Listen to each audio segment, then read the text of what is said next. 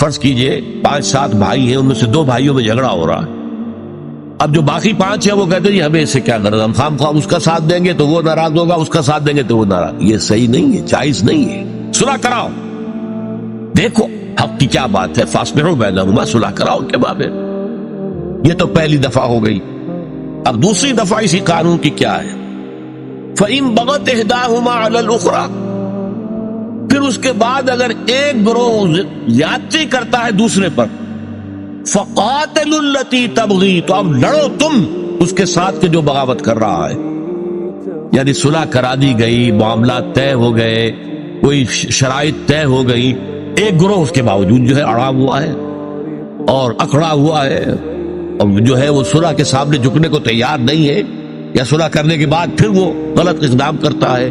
تو اب اس کا کیا مطلب ہے کہ اب یہ جھگڑا 2 فریقوں کے درمیان نہیں رہا، بلکہ وہ در حقیقت پوری امت کو چیلنج کر رہا ہے. امت نے ان کے درمیان صلح کرائی تھی، اب اس صلح کی پابندی اگر نہیں کر رہا ہے تو اس کا اقدام اس دوسرے فریق کے خلاف نہیں ہے، امت کے خلاف. لہذا تمہارا کام یہ لڑو، جو فریق حق پر تھا اس کے ساتھ ہو کر اس سے لڑو کہ جو زیادتی کر رہا ہے، جو صلح کی حدود سے تجاوز کر رہا ہے، جو صلح کے بعد بھی ظلم جو ہے اس کے اوپر اڑا ہوا ہے.